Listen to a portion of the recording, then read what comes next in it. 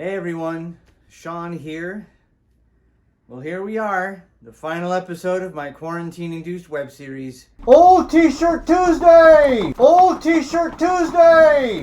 Over the course of the past 6+ months, I've delved into various parts of the past, my theater days, film shoots, history, traveling, and even a bar mitzvah. This screwed up year of 2020 seemed agonizingly slow at times, but now that it's almost over, I'm wondering where it went. Today we're going to go back to where it all started, or at least where I started, or even where the country started, frankly. As I've mentioned in previous videos, I grew up in the city of Waltham, Massachusetts. I spent the first 29 years of my life living there, with the exception of a short stint when I was at acting school in New York City. I've always been a New Englander at heart. And even though I've been in LA now for nearly 22 years, the Northeast has never left me.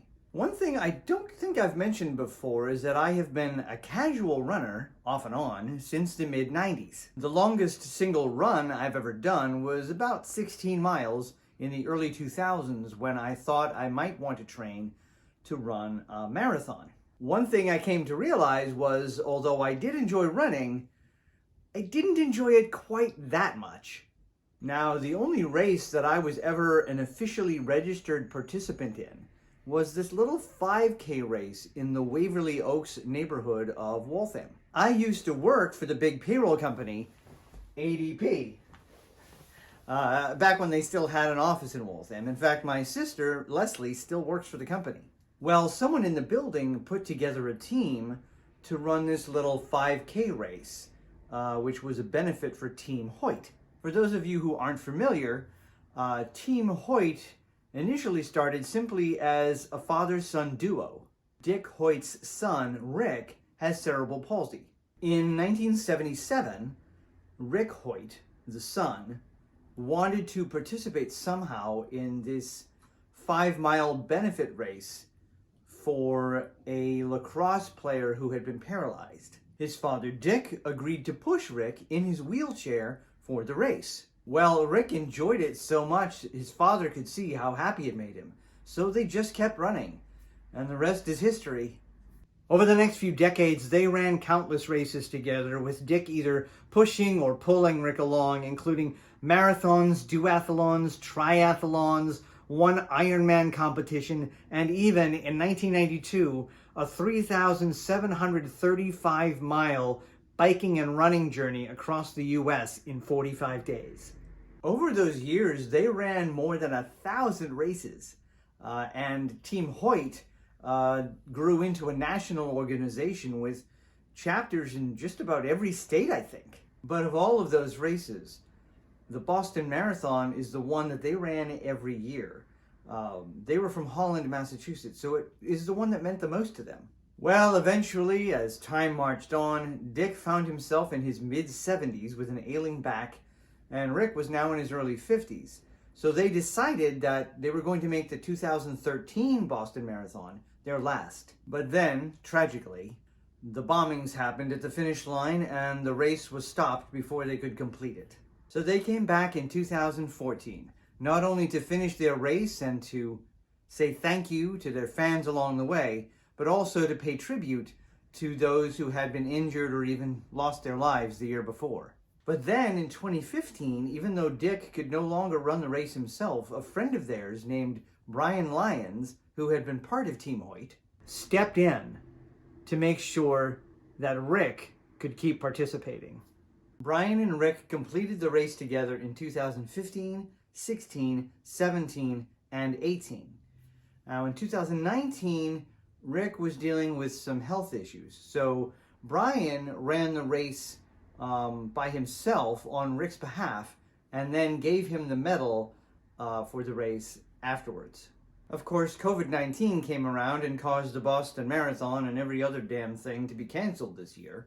But even sadder than that, because of course it's 2020, Brian Lyons unexpectedly passed away in his sleep at the end of May.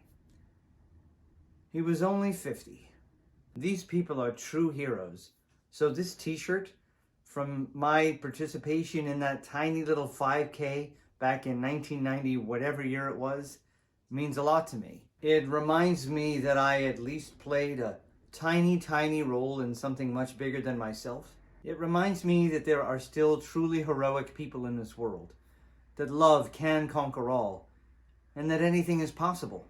Of course, Rick would be in his mid-50s now, so I'm not sure if he wants to keep participating in races, but if he does, I hope somebody steps up and takes over where his dad and Mr. Lyons left off. So Waltham, Massachusetts is basically a blue-collar town surrounded by white-collar towns, and it has a pretty rich history. It was incorporated as a town in 1738. Up until then, it had been part of a much larger community called Watertown, which had also included towns that we know today as Lincoln and Weston, as well as parts of Belmont and Cambridge. Up until 1712, when the town of Weston broke off, Watertown had been second only to Boston in both population and land area. In those days, Boston was just a peninsula, with just one road getting in and out of the city. That was Boston Post Road, which also, as you headed west, ran right through the middle of Waltham. Today, it's known as Main Street, or Route 20. During the American Revolution on April 19, 1775, Waltham Minutemen gathered in a square known as Piety Corner in anticipation of an inland incursion by the British Redcoats who were stationed in Boston. The whole one if by land, two if by sea thing. The word on the street was that the Redcoats were planning on heading out to the town of Concord to seize weapons, ammunition, and gunpowder that the colonists had stored there. The Redcoats would either be coming by land straight down Boston Post Road through Watertown, Waltham, and Weston on their way to Concord, or they'd be crossing the water first, or by sea, and then marching through Cambridge, Menotomy, and Lexington on their way to Concord. The Waltham Minutemen were stationed at Piety Corner because it was right in the middle of both of those routes, so they'd be able to get to either location in about the same amount of time. As history unfolded, of course, the battles of Lexington and Concord became known around the world. After winning the initial skirmish in Lexington, the British soldiers met with very stiff resistance in Concord, and they had to make a hasty retreat back to Boston as the colonists were picking them off one by one from the safety of the woods. It was basically guerrilla warfare, which in its day was considered not a gentlemanly way to fight. And actually, the most brutal fighting of the entire day took place in and around one house in the town of Menotomy, which today is known as Arlington. There's a lot of close-up, even hand-to-hand fighting going on. The British had their bayonets. It was a mess. Now, if the Redcoats had chosen the other route, the American Revolution might have started in downtown Waltham instead of downtown Lexington. And who knows what might have happened. Once the Redcoats were back in Boston, which, again, was a peninsula with only one road in and out, they were surrounded by armed colonists from all sides of Boston Harbor. And thus the siege of Boston began that day, April 19th, 1775. Now, fast forward to November of that year, the siege is still going on, and Colonel Henry Knox of the Continental Army has an idea about how to get the British out of Boston for good. Commissioned by General Washington, he leads an expedition out to Fort Crown Point and Fort Ticonderoga, which are out along Lake Champlain in upstate New York, about 200 miles from Boston as the crow flies, but more like 300 miles using the roads that were available to them at the time. The mission was to seize 60 tons of artillery and other ordnance that were located there, and then haul them back to Washington's headquarters in Cambridge. They would then disperse the artillery all around the harbor and aim it at Boston. But then the biggest guns, the bulk of the artillery, would go up to a spot called Dorchester Heights, which is just south of Boston, and overlooked the entire town as well as the harbor. Once the artillery was in position, there would be no way for British Commander William Howe to defend and hold the town. It was kind of an insane plan, especially by today's standards. We complain if we have to drive 15 minutes out of our way or we have to sit in traffic too long. And they were on foot. Oh, and yeah, it was also wintertime, so it was friggin' cold out. Once they got to the forts, they would have to make wooden sleds to put the artillery on so that the oxen could pull them. The first part of the journey back to Boston was actually down the length of frozen over Lake George. I think I actually read somewhere too that one of the cannon fell off of its sled and broke through the ice into the frigid water. No big deal, right? You got plenty of artillery left. But no, they hauled it out of the frigid water before moving on. Once they got to the southern end of Lake George, they then continued south on land to around the town of Claverack, New York, and then turned eastward, hauling everything over the Berkshire Mountains in western Massachusetts. Today, all along the route that they took, there are markers commemorating the Knox Trail, including this one on Main Street, aka Boston Post Road, in Waltham. As crazy as the plan was, it worked. And after days of being fired upon by all these cannon, on March 17th, 1776, the British commanders, realizing they were in a completely untenable situation, evacuated Boston and set sail for Halifax, Nova Scotia to regroup. It's celebrated today as Evacuation Day. It also happens to be St. Patrick's Day, so even more reason for the people of Boston to celebrate. Of course, that wasn't the end of the war by any means, but it was the end of the fighting in Massachusetts. The rest of the war was fought to the south and the west. So Waltham played its tiny role in the revolution just as I played my tiny role in Team Hoyt. And that all ties together because the Hoyt's favorite race, the Boston Marathon, is traditionally run on a holiday called Patriots' Day, which is celebrated in only a handful of states, but especially in Massachusetts. It is celebrated on the third Monday of April to commemorate the beginning of the American Revolution, the day that the battles of Lexington, Concord, and Menotomy took place, the day that the Siege of Boston began, April 19th, 1775. Now, as I mentioned in episode 3 back in June, Waltham was also home to the historic Boston Manufacturing Company, the world-renowned Waltham Watch Company, and the Metz Automobile Company. It was incorporated as a city in 1884, right around the same time that my great-grandparents, James Joseph Biggins and Mary McCune Biggins, arrived in America with their 4 children. Well, 3 more kids later, in 1890, my grandfather, James Francis Biggins, was born in Waltham.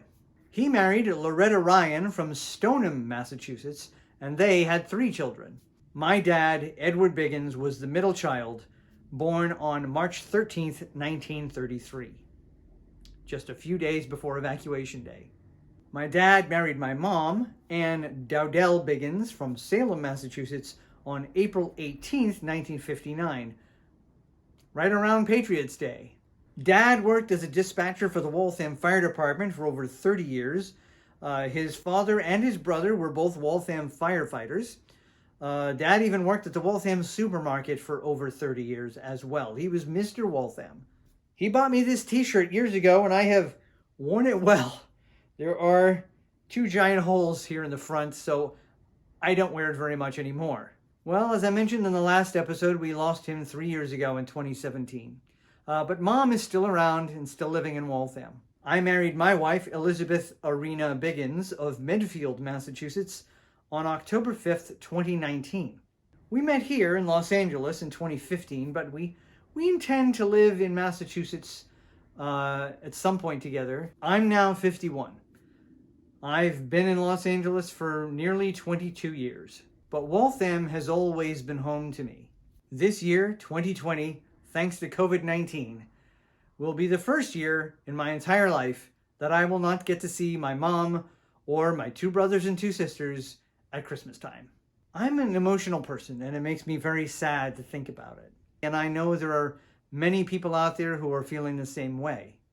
But I am so lucky and grateful that I have my wife and our dog Chester to spend the holidays with. I know there are many people out there who have no one at all. Many people who have nothing at all. No place to live, nothing to eat, and barely any clothes to keep them warm this winter. There is a lot of pain in the world today. So try to keep others in your thoughts this year. Donate money, clothing, food, whatever you think you can afford. And help make this holiday season a little less painful for both yourself and others. We're all in this together. I thought I would end Old T-Shirt Tuesday wearing a t-shirt that is in worse condition than any of them. The one that I have intentionally featured in the cover photo for every episode. The neck is all frayed and stretched out. It's full of holes, especially in the back. The story behind it is simple. On one of my trips home, my parents took me to the shops at Patriot Place, which is right next to Gillette Stadium, where the New England Patriots play. We walked into the Life is Good store and I spotted this t-shirt. I loved the color and the four-leaf clover on the front. The material was probably the softest I'd ever felt before, which is a big reason why it's worn out. I've slept in it a lot. And the fact that it said Life is Good on the front made it perfect. So as we head into 2021, let's try to keep that as our motto. I know life can get tough sometimes, but 2020 is about as shitty as it can get, so it can only be downhill from here, right? Especially that coronavirus infection curve. Better days are ahead. So I wish you and your loved ones good health, stay safe, happy holidays, and thanks for watching.